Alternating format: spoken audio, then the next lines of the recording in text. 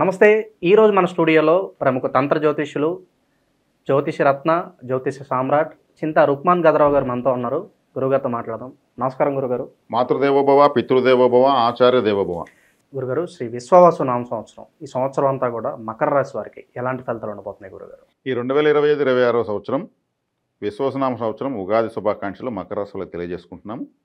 అదేవిధంగా ఈ మకర రాశి వాళ్ళకు ఒక అత్యద్భుతమైనటువంటి ఒక శుభ వార్త ఏంటంటే, ఏలిన నాటి శని 7.5 సంవత్సరాల పాటు అనుభవించిన ఈ మకర రాశి వాళ్ళు దాని నుంచి పూర్తిగా విముక్తులు కావడం చాలా పెద్ద రిలీఫ్ అనుకోవచ్చా? Very big relief. వీళ్ళకి మించినటువంటి హీరోలు ఈ సంవత్సరం ఇంకెవరు లేరు. ఎందుకంటే 7.5 సంవత్సరాల పాటు వీళ్ళు అజ్ఞాతవాసము, అరణ్యవాసము, మరి కష్టాలు, నష్టాలు, అవమానాలు, అగచాట్లు అన్నీ చూశారు. వీళ్ళు చూడనంటూ లేదు. గత 7.5 సంవత్సరంగా అన్నీ శని భగవాన్ వారు నేర్పించి వెళ్ళిపోయారు. బద్దకంటే ఎందు వీళ్ళు చక్కగా నేర్చుకునేశారు. అంటే ఇక వీళ్ళకి కలిగినటువంటి ఈ ఎక్స్పీరియన్స్తో ఇక వీళ్ళు బతికి చూపిస్తారు. అంటే జీవితం అంటే ఏందో తెలుసుకున్నటువంటి రాసుల్లో ఇప్పుడు కుంభరాశి సర్టిఫై అయిందనమాట. మోటివేషనల్ స్పీకర్లు కూడా అవ్వచ్చు అంటారా వాళ్ళకున్న ఎక్స్పీరియన్స్ బట్టి? ఖచ్చితంగా. ఎక్కువ కష్టపడేటువంటి రాసుల్లో మకర రాశి వాళ్ళు మొదటి స్థానంలో ఉంటారు. జర్మనీ, జపాన్, చైనా వాళ్ళు ఎప్పుడు కష్టపడుతూనే ఉంటారు, పని చేస్తూనే ఉంటారు. నష్టం వచ్చిందనుకో 200% కష్టపడతారు. మళ్ళీ నష్టం వచ్చిందనుకో 300% కష్టపడతారు. మళ్ళీ నష్టం వచ్చిందంటే 400% కష్టపడతారు. సక్సెస్ వచ్చేవారు కష్టపడుతూనే ఉంటారు. ఓకే. ఈ సంవత్సరం వీళ్ళకి ఆదాయ వ్యయాలు ఇవన్నీ కూడా ఎలా ఉన్నాయి గురుగారు వీళ్ళకి? ఈ మకర రాశి వాళ్ళకి ఆదాయం 8, వ్యయం 14, రాజ్యపూజ్యం 4, అవమానం 5. ఖర్చులు ఎక్కువగా ఉన్నాయి. వరి అవ్వాల్సిందే అంటారా? వరి కావాల్సిన అవసరం అయితే ఏమీ లేదు. ఎందుకంటే రాజ్యపూజ అవమానాలు ఇవి ఒక విధంగా తాత్కాలికమని చెప్పాలి. శని భగవాన్ వారు వీళ్లకు 3వ స్థానంలో దిగ్బలంలోకి వచ్చారు. ద్వితీయ స్థానంలో రాహు వచ్చారు. మే 18 నుంచి రాహు ద్వితీయ స్థానంలోకి, అష్టమంలోకి కేతు వచ్చారు. మే 15వ తేదీ నుంచి గురువు 6వ ఇంటికి వచ్చారు. దీర్ఘకాలిక గ్రహాలు వీళ్ళకి అనుకూలంగా ఉన్నాయి, చక్కగా అమరాయి. ద్వితీయ స్థానంలో రాహువు ఈ రాశి వాళ్ళకి బలవంతుడే. ఎందుకంటే ఆయన కుంభంలో మంచి స్థితిని, బలాన్ని పొందుతాడు. ద్వితీయంలో రాహు ఉన్నాడంటే వీళ్ళు ఇంకా డబ్బులు సులభంగా ఎలా సంపాదించాలో వీళ్ళకి తెలిసినంతగా ఇంకా ఎవరికి తెలియదని చెప్పచ్చు. రాహు అంటేనే ఒక అద్భుతమైనటువంటి లాజికల్, మ్యాజికల్ ప్లానెట్. ఆయన కుంభంలో మంచి స్థితి, మంచి కంఫర్ట్గా ఉంటాడు. కాబట్టి ద్వితీయంలో రాహు ఉన్నాడని ఆందోళన చెందాల్సిన అవసరం ఏం లేదు. శని భగవానుడు వెళ్ళిపోయినప్పటికీ ఈ సంవత్సరం కాస్త మిశ్రమ ఫలితాలు ఉన్నాయి అంటే ఏ విభాగంలో అనుకోవచ్చు వీళ్ళకి? అష్టమ స్థానంలో కేతు ఉండడం వల్లనే. అష్టమ స్థానం అంటే ఆయుష్ స్థానము, ఆకస్మిక స్థానము. కాబట్టి కేతు అంటేనే తడబాట్లు, అన్నీ ఆగిపోవడానికి కరెక్ట్ అవుతాడు. కాబట్టి ఆరోగ్య విషయంలో వీళ్ళు జాగ్రత్తగా ఉండాలి. ఎందుకంటే అదే మీకు హాస్పిటల్ని సూచిస్తుంది. హాస్పిటల్ అంటేనే అది ఒక నెగిటివ్. కాబట్టి వెళ్ళాలనుకోరు సాధారణ.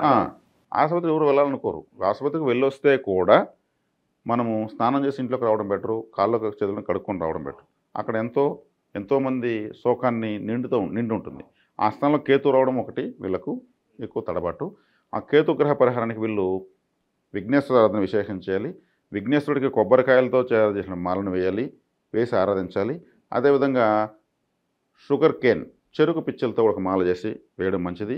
అదేవిధంగా ఇంకొకసారి అరటి పండ్లతో మాల చేసి వేయడం మంచిది. అంటే ఆయనకు పెట్టే నైవేద్యాలనే మాలగా సమర్పించడం చాలా మంచిది, విశేషంగా చేయాలి. అదేవిధంగా విఘ్నేశ్వర ఆలయాలపైన ఒక పతాకాన్ని, అంటే ఫ్లాగ్, శివపార్వతులు ఉన్నటువంటిది, ఓంకారం ఉన్నటువంటిది, స్వస్తిక్ ఉన్నటువంటివి, ఇటువంటి జెండాలు కనీసం ఒక 8 ఆలయాలకు, విఘ్నేశ్వర ఆలయాలకు పైన జెండా నాటడం మంచిది. ఈ చెప్పినటువంటి ఈ పరిహార మాలలు వేయడం మంచిది. ఎందుకంటే ఆరోగ్యం లేకపోతే ఇంకా మనకి ఏమీ అదృష్టం ప్రయోజనం లేదు. అందున కేతు ఉన్నాడు అక్కడ. అలా చేయడం వల్ల వీళ్ళకు కేతు యొక్క సంపూర్ణ అనుగ్రహమే కలుగుతుంది. వ్యాపారస్తులకు ఎలా ఉంటుందంటారు? ఏ వ్యాపారాలు బాగా లాభం ఉంటుందంటారు వీళ్ళకి ఈ సంవత్సరం? వ్యాపారస్తులకు చాలా బాగుంది. వ్యాపారస్తులే కాదు, అన్ని వర్గాల వాళ్ళకు బాగుంది. ఎందుకంటే విద్యార్థులకు కూడా అంటే విద్యాస్థానమైనటువంటి కుంభరాశిలో రాహు ఉన్నాడు. విద్యార్థులు చాలా తెలివిగా ఆన్సర్లు రాయగలుగుతారు. అప్పటికప్పుడు ప్రిపేర్ అయ్యి షార్ట్కట్ మెథడు, ఇన్స్టంట్ నాలెడ్జ్ చూపించగలుగుతారు. వ్యాపారస్తులు కూడా ధనస్థానంలో రాహు ఉన్నాడు కాబట్టి హెచ్డిఎఫ్సి బ్యాంక్ అనేటువంటి బ్యాంకులో వీళ్ళు అకౌంట్ ఓపెన్ చేసుకోవచ్చు. ఎందుకంటే హెచ్డిఎఫ్సి బ్యాంక్ వెనక రాహు గ్రహం ఉంది. అది బ్యాంకు ఇంటర్నేషనల్ బ్యాంకు. మరి యాంప్లిఫైయింగ్ అవుతుంది. నెంబర్ 1గా కూడా అదే ఉంది. అవును. ఎందుకంటే రాహు కాబట్టి రాహు విశ్వవ్యాప్తం చేస్తాడు. కాబట్టి వీళ్ళు ఎవరన్నా మహమ్మదీయ మతం, ముస్లిం మతంలో ఉన్నటువంటి వాళ్ళతో స్నేహితం చేయొచ్చు, లేదు మసీదులకు దగ్గరలో వీళ్ళు వ్యాపారాలు ప్రారంభించుకోవచ్చు, లేదంటే వీళ్ళు ఆ, వీళ్ళు వ్యాపారం చేస్తున్నటువంటి ప్రదేశంలో దగ్గరగా ఇంకొక అతి దగ్గరలో ముస్లిమ్స్ ఎవరైనా వ్యాపారం చేసేటువంటి వాళ్ళ షాప్ ఏదైనా ఉంటే కూడా వీళ్ళకి బాగా కలిసి వస్తుంది.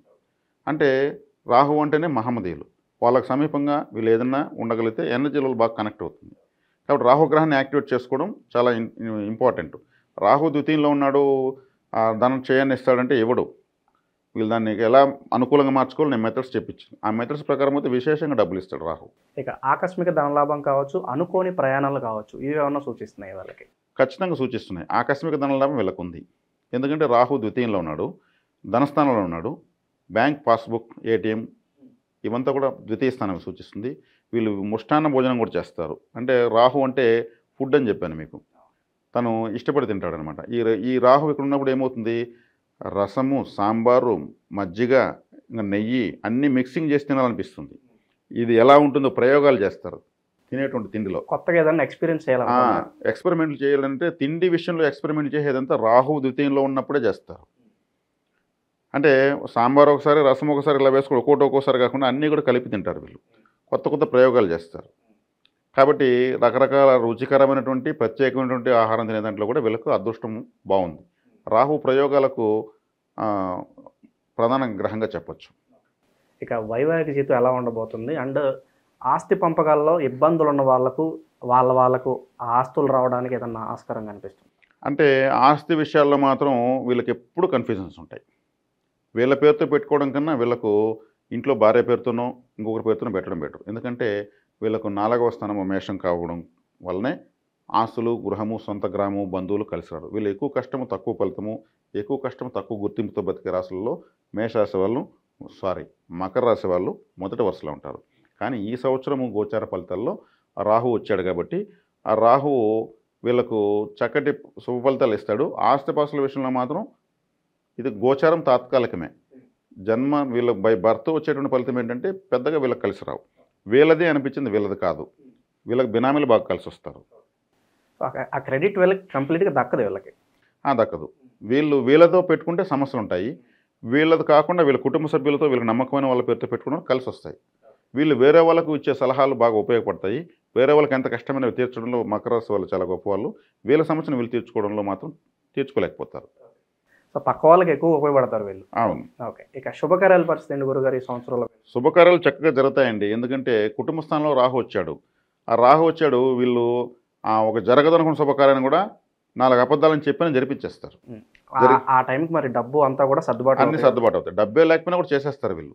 ఎందుకంటే అన్నీ కూడా మాటల మీద అంతా అయిపోయిన తర్వాత ఇస్తాము, నీకు అయిపోయిన తర్వాత ఇస్తానని చెప్పేసి అన్ని మెటీరియల్ తెప్పించుకుని కూడా చేసేస్తారు. ఆ రాహు ఆ యొక్క బలాన్ని ఇస్తాడు. కుటుంబంలో శుభకార్యాలను మల్టిపుల్గా చేపిస్తాడు. ఇక సంవత్సరం అంతా కూడా మంచి ఫలితాలు పొందడానికి ఇంకా విశేషమైన రెమెడీస్ ఏదన్నా ఉంటే వీళ్ళకి తెలియజేయండి గురుగారు. వీళ్ళు మకర రాశి వాళ్ళు విశేషమైన ఫలితాలు పొందాలనుకుంటే వీళ్ళకు యోగకారకుడైనటువంటి వీళ్ళకి యోగకారకుడు ఎవరు వస్తారు? శుక్రుడు వస్తాడు. శుక్ర భగవానులు వస్తారు. శుక్ర ఆరాధన చేయాలంటే వీళ్ళు చక్కగా లక్ష్మీదేవి ఆరాధన, తిరుచానూరు పద్మావతి ఆలయము శుక్రగ్రహ ప్రభావం ఎక్కువ ఉంది. అదేవిధంగా శ్రీరంగం, తమిళనాడులో శ్రీరంగం శుక్రగ్రహ ప్రభావం విశేషంగా ఉంది. ఈ 2 ఆలయాలు వీళ్ళు సందర్శిస్తూ అక్కడ ఒక రాత్రి నిద్ర చేసి రావడం వల్ల, అంటే తల అక్కడ పెట్టి నిద్రించడం వల్ల వీళ్ళ యొక్క నెగిటివ్ ఎనర్జీ అక్కడికి వెళ్ళిపోయి పాజిటివ్ ఎనర్జీ లోడ్ అవుతుంది. కాబట్టి శుక్రుడు చతుర్థ పంచమాధిపతి మరియు దశమాధిపతి, కేంద్ర కోణాధిపతి అవుతాడు. కాబట్టి శుక్ర బలాన్ని ఎక్కువగా పెంచుకోవడం వల్ల వీళ్ళకు విశేషంగా యోగిస్తుంది. సో ఓవరాల్గా ఈ సంవత్సరం అంతా కూడా మకర రాశి వాళ్ళకి ఎలా ఉంటుందో మీ మాటలో చాలా అద్భుతంగా వివరించారు గురుగారు. ధన్యవాదాలు.